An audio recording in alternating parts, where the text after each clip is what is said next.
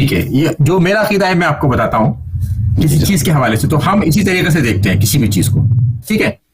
اب آپ اسے مانے یا نہ مانے تو اس میں ہم مانتے ہیں, ہم تائید کرتے ہیں, ہم مانتے ہیں, تائید کرتے ہیں. ہم کہتے ہیں آپ کا جو عقیدہ ہے اس کے لوازم سے, اس کے کانسیکوینسز سے, اس کے کورولری سے, جو اس کا لازمی بات ہے نا کہ ایک شخص اگر ثابت ہوگا کہ غلطی نہیں کرتا, تو پھر اگر ایک ثابت ہو جائے کہ ایک شخص غلط نہیں بولا, توحید بتائے گا تو صحیح توحید بتائے گا, سیرت بتائے گا تو غلطی نہیں کرے گا, صحیح تفسیر بتائے گا تو صحیح تفسیر بتائے گا, شریعت کے احکام, نماز وغیرہ صحیح بتائے گا, حکومت کرے گا تو کبھی کبھی غلطی نہیں کرے گا, سب اللہ کی رضا کے مطابق کرے گا, تو پھر اس کا لیڈرشپ تو متعین ہے نا.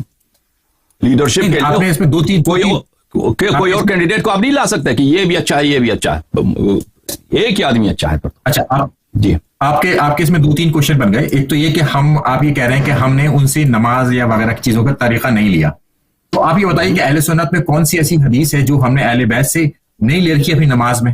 ہم رفع الیدین کرتے ہیں, اللہ کے رسول صلی اللہ علیہ وسلم حضرت علی سے رفع الیدین ثابت ہے, تو ہم رفع الیدین سے ہی نماز پڑھتے ہیں. یا آپ بتائیے کہ حضرت علی السلام سے یہ کام کرتے تھے, آپ جو میری بات آپ نے اس کا ریز کیا نا کوشچن, تو آپ مجھے یہ بتائیے اگر آپ کے پاس کوئی دلیل ہے اس حوالے سے کہ ہم نے حضرت علی سے یہ چیز نماز میں نہیں لی اور ہمارے یہاں وہ صحیح سند کے ساتھ ثابت ہے. جی دیکھیں جی بالکل, صرف نماز کی بات نہیں ہے اور رفع الیدین کی بات, آپ نے نماز کی ایگزامپل دی تو میں نے اس لیے یہ بات کری. اور نماز آپ یہ کہتے ہیں کہ نہیں اس طرح کی کوئی اجازت دیں, میں ایک بات بتا رہا ہوں, میں عرض کروں میں بھی نماز کی طرف آتا ہوں. ایک لمحہ مجھے بات کرنا دیں. نماز سے جو اہم ہے توحید ہے, اور نبی کریم صلی اللہ علیہ وآلہ وسلم کی جو سنت سیرت ہے, کلی طور پر ان باتوں کو آپ لوگ جو ہیں اہل بیت علیہ السلام سے تو نہیں لیتے.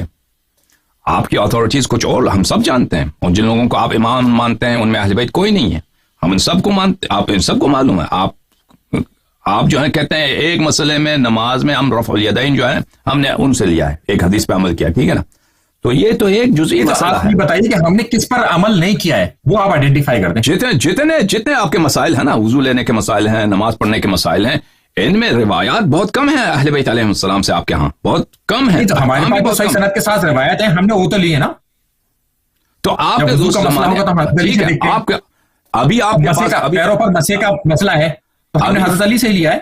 بالکل, آپ لوگ ابھی جو عمل انجام دیتے ہیں, مجھے معلوم کہ آپ کے پاس احادیث جتنی انہیں پہ آپ کی وہ ہے, اسی پر تو ہم بنا کریں, اسی پر تو کام کریں گے, کوئی چارہ نہیں ہے, مجبوری ہے, اسی پہ ہم عمل کریں گے. لیکن جن لوگوں نے احادیث آپ کے لیے نقل کی ہیں, آپ پہلی صدی میں چلے جائیں, اس زمانے میں جن لوگوں نے اہل بیت علیہ السلام سے نقل نہیں کی, وہ اہل بیت علیہ السلام کے پاس نہیں گئے, ابو ہریرہ کے پاس چلے گئے, فلاں کے پاس چلے گئے نا, ان لوگوں نے کیوں نقل نہیں کیا؟ آپ کی مذہب کے جنہوں نے اساس رکھا ہے, جس طرح ایوالو ہوا ہے آپ کا مذہب, خود اما عائشہ نے بھیجا لوگوں کو اللہ کے حضرت علی کی طرف کہ ان سے جا کے مسئلہ پتہ کرو. ہو سکتا ہے کسی جزئی مسئلے پر, لیکن جزئی مسئلے پر, لیکن عائشہ لشکر لے کے آئی نا ان سے لڑنے کے لیے, ان سے وہ تو بالکل خطا پر تھی نا, بالکل خطا پر تھی. یہ بتائیے اہل سنت میں کس نے کہا کہ وہ حق پر تھی؟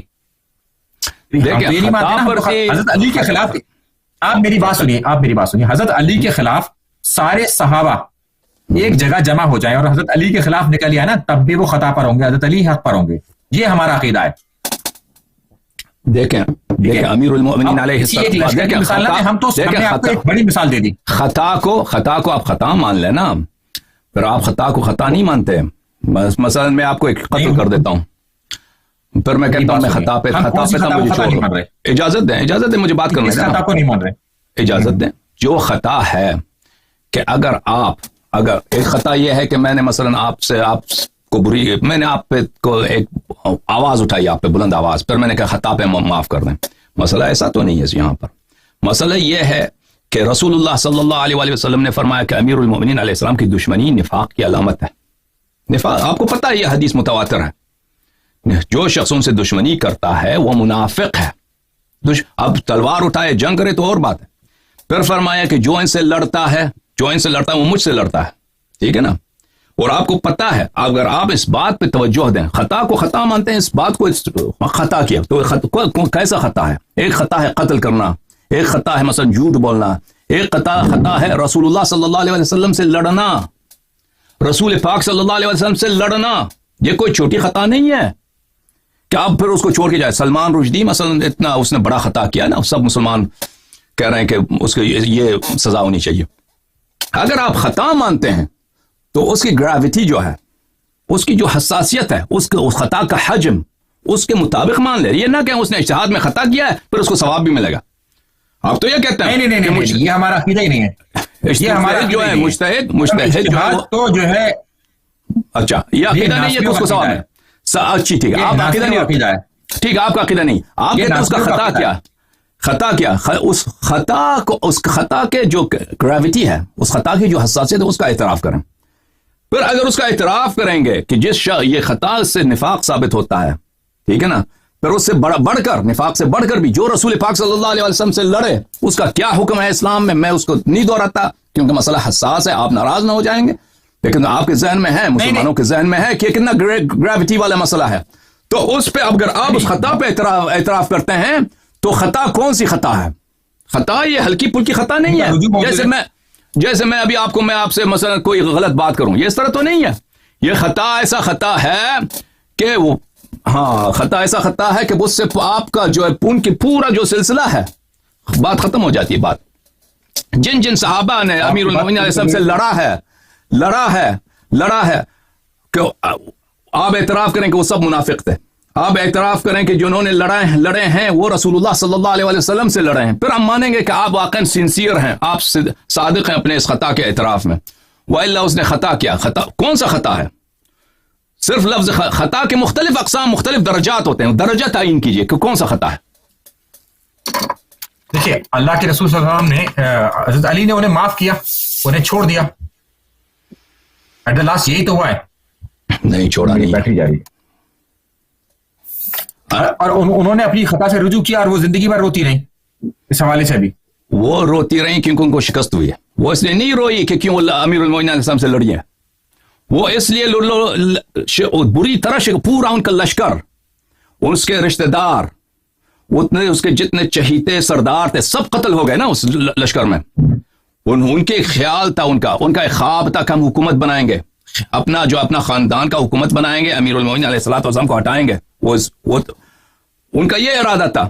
تو لازمی بات ہے جب ان کی یہ اتنا بری طرح سے شکست ہوا ہے ان کو, تو وہ روئے گی نا, وہ تو روئے گی, اور کیا کرے گی, اس کو پچھتاوا تو ہوگا اس بات پہ پچھتاوا کہ آپ مجھے بتائیں کہ اس نے ہمارے اور آپ کے بیچ میں یہ اس لیے نہیں میں آپ ہم تو یہ سمجھتے ہیں کہ اللہ کے رسول صلی اللہ علیہ وسلم نے ان سے کہا تھا کہ گھر میں بیٹھنا, اور وہ گھر میں نہ بیٹھی, وہ میری بیوی کون سی ہوگی جو اس پر خواب کے کتے بھوسیں گے.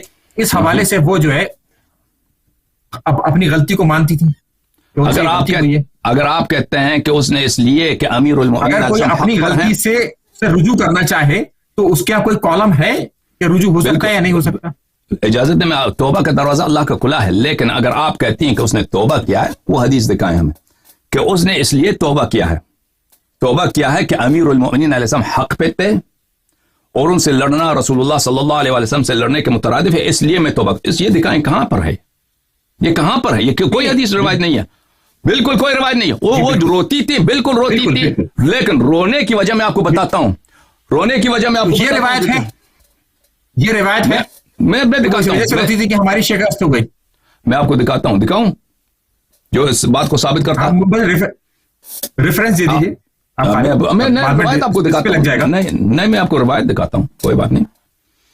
یہ ادعا کرنا کہ عائشہ نے توبہ کیا ہے, یہ بس صحیح روایت میں موجود ہے کہ عبداللہ ابن عباس خود کہتے ہیں کہ وہ جو بہت معروف مشہور حدیث ہے کہ رسول اللہ صلی اللہ علیہ وآلہ وسلم کے حیات کے آخر میں نماز کا جب وقت ہو رہا تھا تو رسول اللہ صلی اللہ علیہ وآلہ وسلم کو دو شخصوں نے وہ مسند احمد بن حنبل میں ان کے بغل کے نیچے سے وہ لے کے آ رہے تھے, اور ایک فضل ابن عباس تھا اور دوسرے کا نام عائشہ نے نہیں لیا. راوی کہتا ہے میں نے یہی حدیث, اور یہ حدیث بشرط بخاری مسلم صحیح ہے, مسند احمد بن حنبل میں نے عبداللہ ابن عباس سے کہہ دیا کہ عائشہ سے میں نے یہ حدیث سنا کہ دو شخص لے کے آئے کہ فضل ابن عباس تھا. تو عبداللہ ابن عباس نے پوچھا مجھ سے کہ تجھے پتہ ہے کہ دوسرا شخص کون تھا؟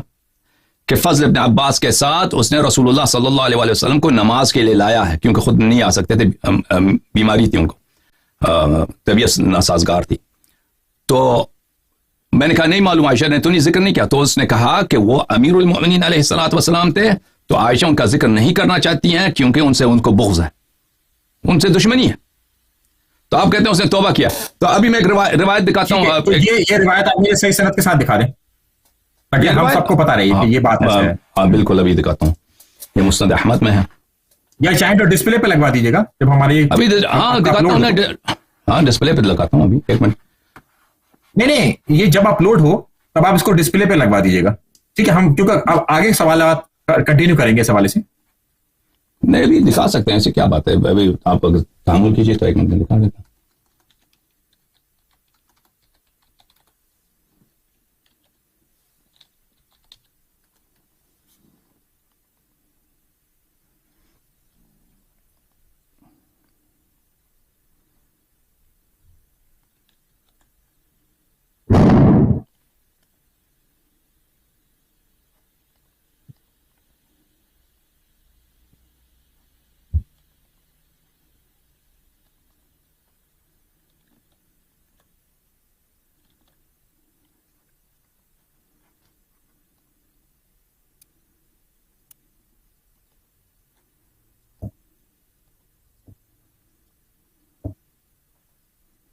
کیونکہ یہ تو بہت ہی سیریس روایت ہوگی ہمارے لیے. ہاں بالکل بالکل. یہ کتاب ہے مسند احمد ابن حنبل الجزء الاربعون 40واں تبع مؤسسۃ الرسالہ. اس کتاب میں عزیزوں ہم آپ کو لے کے جاتے ہیں صفحہ نمبر 67 پہ.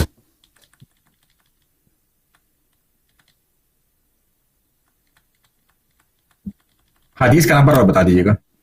ابھی آ رہا ہے. یہ ہے بھائی صفحہ نمبر 67، حدیث نمبر 24061. عبید اللہ بن عبداللہ عن عائشہ، اس نے روایت کی عائشہ سے. عائشہ صحیح سند کے ساتھ یہ موجود ہے. ابھی دکھاتے ہیں. رسول اللہ صلی اللہ علیہ وسلم بیمار ہو گئے، بیمار ہو گئے بیت میمونہ میں، حضرت میمونہ کے گھر میں. تو انہوں نے اپنی ازواج سے اجازت لی کہ میرے گھر میں آ کے وہاں پہ بیماری کا ایام گزار دیں. تو عورتوں نے اجازت دی، نساء نے اجازت دی. فخرج رسول اللہ صلی اللہ علیہ وآلہ معتمدا علی العباس وعلی رجل آخر. تو رسول اللہ صلی اللہ علیہ وسلم آ گئے. میں نے نماز کے لیے کیا، مجھ سے غلطی ہو گئی. اس میں ہے کہ وہ بیماری کی حالت میں میمونہ کے گھر سے جب آ رہی تھی تو انہوں نے تکیہ لگایا تھا. آتے ہوئے انہوں نے بوجھ اپنا رکھا ہوا تھا کس پر؟ عباس پر اور ایک اور شخص پر. وَرِجْلَاهُ تَخُطَّانِ، اور ان کے جو دو پیر تھے وہ زمین، وہ قدم اٹھانے کے لائق ان میں نہیں تھی، طاقت نہیں تھی صلی اللہ علیہ وسلم پہ. وہ لکیر کھینچی جا رہی تھی ان کے جو پیر مبارک تھے، قدم مبارک. وقال عبید اللہ، میں عبید اللہ راوی کہتا ہے کہ میں نے ابن عباس نے مجھ سے کہا اتدری من ذلک الرجل، تجھے پتا ہے کہ وہ دوسرا شخص کون ہے؟ هو علی بن ابی طالب، وہ علی بن ابی طالب علیہ السلام ہے. ولكن عائشة لا تطيب له نفسا، لیکن عائشہ کو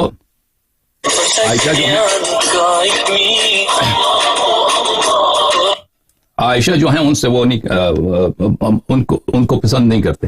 اچھا اب صحیح سند کے ساتھ یہ ہے. اس حدیث کے آخر میں حاشیہ نمبر 2 پسند نہیں کرتے اور بغض میں کچھ فرق آ رہا ہے. لا تطیب له نفسا، لا تطیب له نفسا، ان سے بغض رکھتے ہیں. ابھی میں دکھاؤں اس کا بھی شرح چاہیے، وہ بھی دکھاتا ہوں. اسناد صحیح علی شرط الشیخین، اسناد صحیح ہے شرط شیخین کے ساتھ. اچھا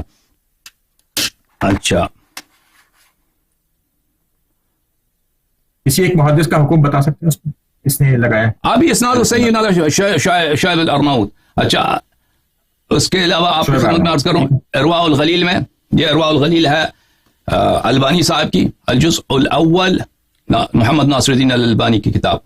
یہاں پر آپ کو دکھاتے ہیں صفحہ نمبر 178 178 میں. ایک منٹ.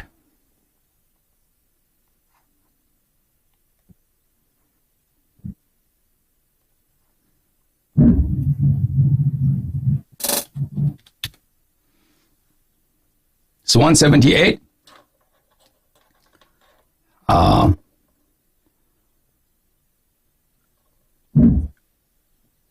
یہ ہے یہ حدیث کو کہہ رہے ہیں کہ پھر احمد نے اسی حدیث کو روایت کیا ہے مختصراً وزاد فی آخرہ ولکن عائشہ لا تطیب له نفسا وسند صحیح، سند صحیح ہے اس حدیث کو جو احمد نے روایت کیا ہے. اس کے علاوہ بہت سارے کتب میں ہیں. اچھا ٹھیک ہے، میں اس کو کراس ویریفائی ضرور کروں گا. میں آپ کو یہی حدیث اردو میں دکھاؤں، اردو میں ترجمے کے ساتھ، اگر آپ اجازت دیں دکھاؤں. نہیں آپ یہ میں سرچ کر لوں گا یا آپ بعد میں اچھی بات دکھا دیجیے. ہم اس کو ویریفائی کر لیں گے بالکل. اب اچھی بات ہے، ویریفائی کریں، حکم کریں مزید.